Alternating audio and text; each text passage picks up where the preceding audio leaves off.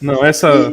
E aí a gente tem dados de que o dinheiro que essa galera acumula, ele seria suficiente para acabar com a pobreza mundial, para acabar com a fome mundial, da noite para o dia. Uma vez só? Não. 22 vezes. Ou seja... Tu faz quantas refeições por dia, velho? Ou o dinheiro deles existe. Ele não Veja existe. só. Ou ele não existe. O que ela fez aqui foi uma baita de uma sacanagem. Tu já viu isso? Ela disse que o dinheiro não existia. O dinheiro deles existe ou não existe? Quantas vezes tu faz refeição por dia? Porque assim, o número de pessoas que eu conheço que ganhavam dinheiro e gastavam do dia pra noite, e a quantidade de vezes que as pessoas sentem fome por dia, eu acho que esse dinheiro ia durar uma semana. Esse que não existe. Mas essa é a parada que é mais encantadora. O dinheiro inexistente para isso. Isso é a coisa... O dinheiro que um grupo infinitamente restrito, pequeno, de bilionários no mundo acumula, seria, se distribuído, né, se politicamente debatido, seria possível acabar com a pobreza do planeta. Quando a gente tem, então, isso no horizonte como discussão... Você está vendo aí o valor mensal que seria necessário para acabar com a fome no mundo. Esse é o custo anual de acabar a fome do mundo, que seria necessário hoje até 2030, né? Então, hoje nós estamos em 2021, serão necessários 2 trilhões de dólares para acabar com isso. Quanto o governo americano gasta por ano? O PIB do governo americano é de 20 trilhões. 10 vezes o investimento necessário para acabar com a fome no mundo. Por ano? Trilhões, por ano. Se somar todos os estados do mundo quanto gasta, eu acho que não daria não para acabar com a fome. Você tá vendo esse custo ali, ó? Você tá vendo esse custo ali? 265 bilhões? PIB do Brasil é 1,869 trilhão de dólares. Nós poderemos acabar com a fome no mundo apenas com o orçamento brasileiro imediatamente. O bombardeio lá que o Biden tá fazendo lá, quanto será que deve dar? São 6 bilhões por ano durante 10 anos. Quanto? São 60 bilhões de dólares. Um terço, a guerra do Afeganistão é um terço da seria necessário para acabar com um ano de fome no mundo. Isso é. Se a gente quisesse reduzir a 5%, nós poderíamos usar apenas 11 bilhões, o que seria o suficiente para reduzir a pobreza do mundo inteiro, a fome no mundo inteiro, a 5%. Tudo isso em uma guerra. Que vergonha, que vergonha, que vergonha. Lembrando que eu não tô nem defendendo os bilionários, não. Por mim, esse bilionário que se lasque mesmo. Mas essa retórica aí do dinheiro inexistente, que é existente... O dinheiro inexistente, né? E é existente, e aí ajuda, é muito bom isso. Fica muito difícil para mim pensar em como ainda tem pessoas, e aí, de novo, eu falei os mecanismos que o Estado se utiliza para evitar que o capitalismo seja autodestrutivo. Quando eu falei do Occupy Wall Street, que a bolha financeira explode, e aí vai ter perdão de... Meu Deus do céu, o orçamento do Estado dos Estados Unidos é 20 trilhões, a da China é 13 trilhões, pelo amor de Deus. Os bilionários todos acumulados dão 11 trilhões. Os 100 maiores bilionários do mundo, se a gente acumular eles, dá 11 trilhões. Que isso, cara? Não tem como comparar esses números, não. Isso de um ano. Você pegar a fortuna inteira dos caras, que é a vida deles, um ano de orçamento chinês, um ano de orçamento americano. Pelo amor de Deus. Isso é mentira. Não, eu quero que o Jeff Bezos seja expropriado. Graças a Deus. Requereu ajuda ao Estado. Entendeu? É um trapaceiro. Não respeita a ética libertária. Deve se lascar. Entendeu? Para mim, ele foi subsidiado, deve se lascar. Ele que se ferre para lá. O problema é o seguinte. Ela aqui tá mentindo. Esses números são mentiras. Dívida, vai ter o Estado comprando hipoteca, vai ter o Estado comprando carteira de crédito podre de banco, vai ter o Estado injetando dinheiro, como aqui no Brasil a gente fez no início da pandemia, né, mais de 1 trilhão de reais injetado em banco. Então, sem o Estado, né, sem com que o aparato do Estado, e aqui eu estou também falando do aparato repressivo do Estado, a polícia, por exemplo, sem Estado não existe capitalismo. Não, sem o Estado não existe acumulação de capital, mas o capitalismo continua existindo nos termos libertários. Não tem bilionário no anarcocapitalismo, por causa da concorrência, por causa da impossibilidade de uma apropriação material das coisas, por causa do lastro que as coisas passam a ter em eventos reais, em produção real. Do contrário, será fraude. Essa é a questão. Né? E, ó, de novo, a palestra do Chomsky. É isso que ela conhece sobre anarcapitalismo. É aquela palestra do Chomsky. É só isso que essa mulher conhece sobre anarcapitalismo. Ela é fruto de uma pesquisa de 20 minutos do Google em anarcapitalismo. Isso foi tudo o que ela estudou sobre o assunto. Por isso que ela acha que o resto está... Caralho, velho. A ideia do anarcocapitalismo, ele é impossível, porque para que haja capitalismo precisa haver um sistema de regras e leis. Logo, deve haver Estado, que é o único sistema de regras e lei possível. É isso. Rita Von Hunt acabou de refutar o anarcocapitalismo. Vou deletar o canal agora com a refutação brilhante da Rita Von Hunt. Paute valores, que paute transações, que paute... e assim, basta analisar como o dinheiro começa no mundo, né? A gente volta para o mercantilismo. Você não sabe nada sobre a origem do dinheiro. Isso foi bizarro. Bizarro. Como que os metais viraram moeda de troca? Perdi. Você não sabe nada sobre a origem do dinheiro. As moedas começaram no mercantilismo, Rita? As moedas passaram a ter valor de troca no mercantilismo, Rita? É intervenção estatal. Né? As coroas interviram, os principados se organizaram, os feudos fecharam acordo. Então, não existe possibilidade. Meu Deus, Rita! A moeda nacional e a transmissão da moeda são coisas diferentes! De pensar capitalismo sem pensar Estado. Enfim, eu não sei como te responder isso. Agora... Não sabe. Não sabe mesmo.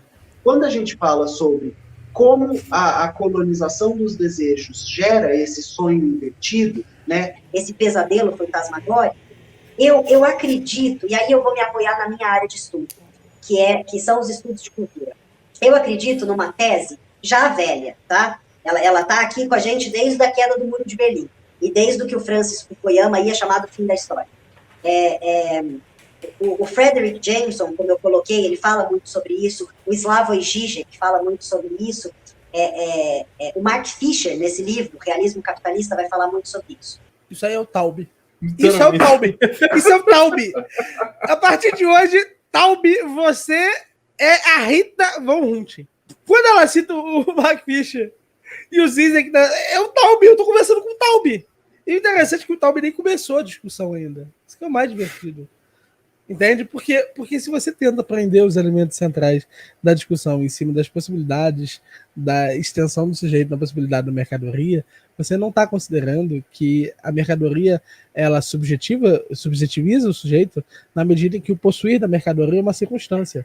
Como Ortega y Gasset dizia, o homem é o homem e sua circunstância. E aquela circunstância específica faz com que aquele conjunto de relações imediatas à possibilidade mercantil seja uma possibilidade também de interposição do sujeito. Então, nesse medida, quando você pega uma perspectiva, por exemplo, voltada a uma visão nietzschiana, né, da parada, você vê que a possibilidade do acúmulo do capital é a possibilidade do super-homem, na medida em que ele afirma que as possibilidades determinísticas da coisa são possibilidades de extensão do sujeito na medida do possuimento dessas coisas, né? Então, você encontra, para além da possibilidade da morte da essencialidade como um elemento central da possibilidade do sujeito, você encontra a própria transversalidade da possibilidade da horizontalidade descrita nos atos das possibilidades transformacionais do sujeito, nesses elementos compositivos. Então, assim, o sujeito passa a encontrar não apenas a correspondência material da coisa, mas uma correspondência com o Mitsein, né? A coisa colocada no tempo, no momento imediato, naquela estrutura central. Né? Então, assim, dizer que isso encerra a questão é tão burro quanto a obra do Fischer. Né? E a obra do Fischer não é uma obra fraca no sentido estrutural da coisa, mas é uma obra que comete um erro crasso, né? Não reconhece a própria possibilidade da ascensão do sujeito na medida do reconhecimento desse estágio e a colocada imediata de novos propósitos, novos objetivos para com uma possibilidade, por exemplo, de uma pós-escassez, como, por exemplo, a borda do Michelangelo ou outros autores do tipo. Então, assim, é fraco. Chegou num ponto de deflagração do capitalismo tão aprofundado, que se a gente tentar fechar os olhos e pensar sobre a nossa estrutura de possibilidade de imaginação, a gente vai ver que tem um bloqueio de horizonte. Esse bloqueio de horizonte é o seguinte: pensa nas ficções blockbusters que a gente produz nos últimos 20 anos. É tudo hominho que voa e solta poder. Um vírus, um monstro, uma mudança climática que vai destruir e acabar com a população, ou um mundo de fantasia onde ainda é possível ser feliz. Um Harry Potter da vida, sei lá, um Crepúsculo, blá, blá, blá. Então, quando a gente pega essas obras da cultura hegemônica, da cultura de massas, né, da cultura blockbuster, e tenta analisar a matriz formal delas, a gente volta nessa tese do Frederick Jameson, que a gente chegou num momento que é mais fácil para os nossos imaginários pensar no fim do mundo do que no fim do capitalismo.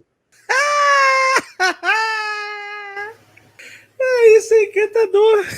Só porque parece que em algum momento, assim, isso não foi a regra, na realidade. O mundo estava acabando para todos os tempos literários.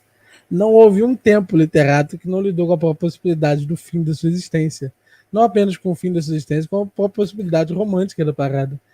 Eu não ia nem utilizar uma perspectiva mais existencialista aqui. Eu ia apenas dizer que, assim, parece que ela desconsiderou todas as obras que abordam o fim do mundo. Tipo, não só isso, né? E que todos esses elementos não são nada novos, tá ligado? A maior parte deles está na literatura nórdica, por exemplo, tá ligado? Por Ragnarok. Tipo, o que é o Ragnarok pra essa mulher? Na própria Grécia, o nego fala demais a própria punição dos deuses, o fim do mundo, o começo do mundo, o fim do mundo, pra onde a gente vai, de onde a gente veio, tipo, é literalmente desde o começo da capacidade humana de pensar, eles estavam falando sobre Apocalipse. Pô, a Bíblia, caramba, velho, vai ler na Bíblia aí, todo dia tem... Capital. Toda religião fala sobre o fim do mundo, velho. Toda, Apocalipse. Não só sobre o fim do mundo. E sabe o que é interessante, velho? O que não falta é obra falando do fim do capitalismo. O que não falta é obra pós-escassez, tá ligado? Cyberpunk. O que não falta é obra assim, velho. Agora, uma obra mostrando como é que vai ser o comunismo tem? É que essa daí o Capital impossibilitou essa não dá. É porque o Capital impossibilitou a gente de pensar, mas a gente consegue criticar ele e consegue elaborar críticas a ele e perceber o problema estrutural dele, mas a gente não consegue perceber. Foda. O Capital é foda. Ele só deixa o que ele quer. Então, essa subjetividade jovem, branca, majoritariamente literalmente um branco falando sexual, e que nunca precisou pôr o pé para fora de casa para entender como o mundo funciona, ela sonha com esse apogeu da subjetividade, do individualismo, porque ela também está condicionada por uma limitação de horizonte histórico que faz com que ela pense que é mais fácil imaginar o fim do mundo do que o fim do individualismo. O fim do mundo do que o fim desse sistema que coloca lucro acima da vida. Virou sinônimo. Que se perpetua via exploração, etc. Eu não sei se eu te respondo, Álvaro. Eu gostei, sabia? Eu gostei muito porque ela criou um sinônimo entre capitalismo e individualismo. Tipo, literalmente todos os autores individualistas, tipo, sei lá, o Foucault virou capitalista, cara, do nada. Não, sabe o que eu achei mais interessante? É porque drag queens não eram possíveis há 400 anos atrás. Ela é um sinônimo. Ele, ela. Só o fato de eu estar chamando de ela é um fruto direto da individualidade, não é do capitalismo, da individualidade, pô. Ela é uma expressão da individualidade, pô. Olha isso. Bacana gostar desse cara falando, dessa mulher. Pô, o capitalismo me confundiu, eu não sei mais do que é o que, velho. Olha como são as coisas.